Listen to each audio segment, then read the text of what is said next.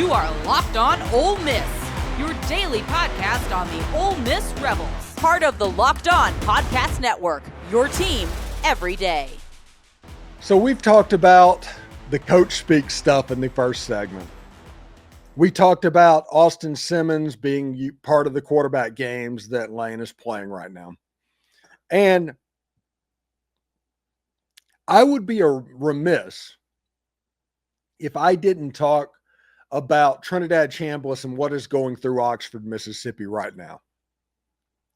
The whole video that got put out, like the music video that was done on AI, talking about Oxford living on island time.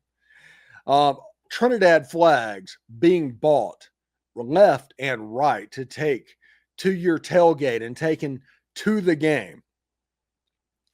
Trinidad clothing being brought as well. It is a really cool thing that the whole community around Oxford, Mississippi, they're just buying into this athlete and what he can do.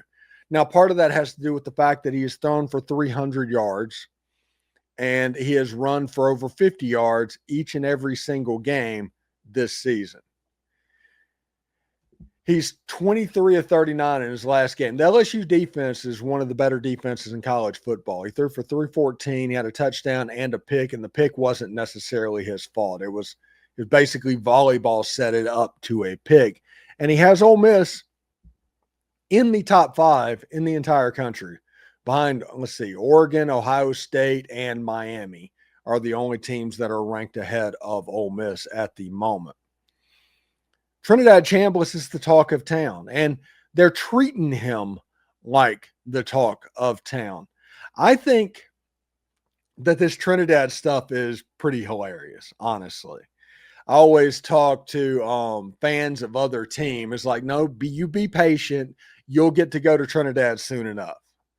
And stuff like that. The other fan bases, even though they like the story, hate that Ole Miss has this story.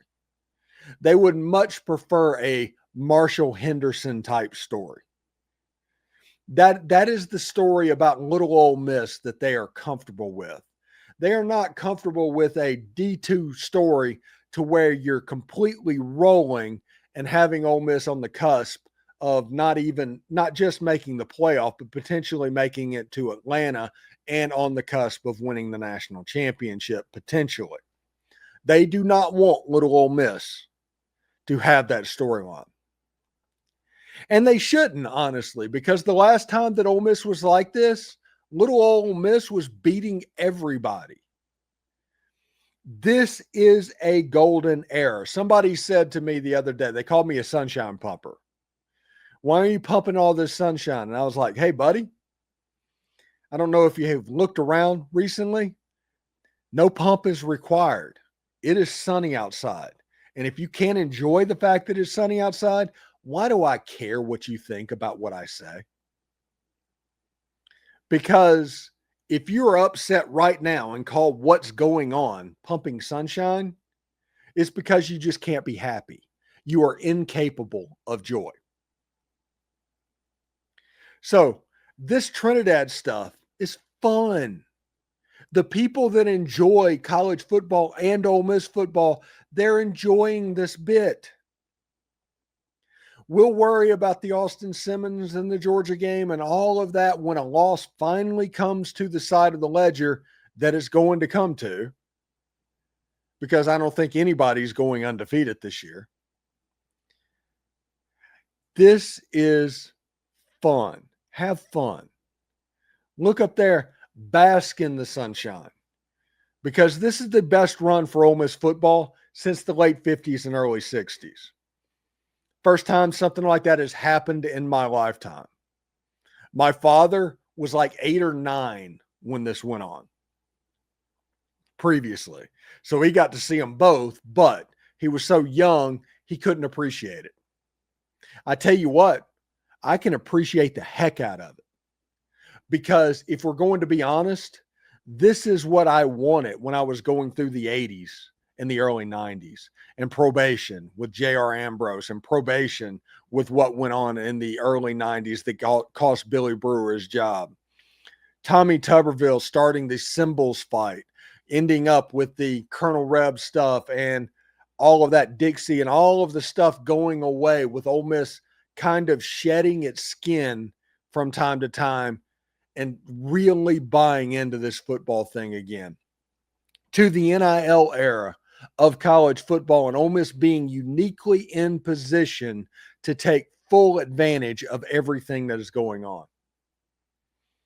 Everybody needs to enjoy this and enjoy this ride, because it's not forever.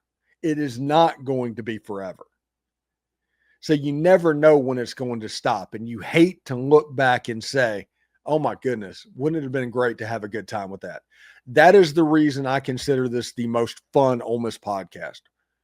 We try to make following Ole Miss sports fun.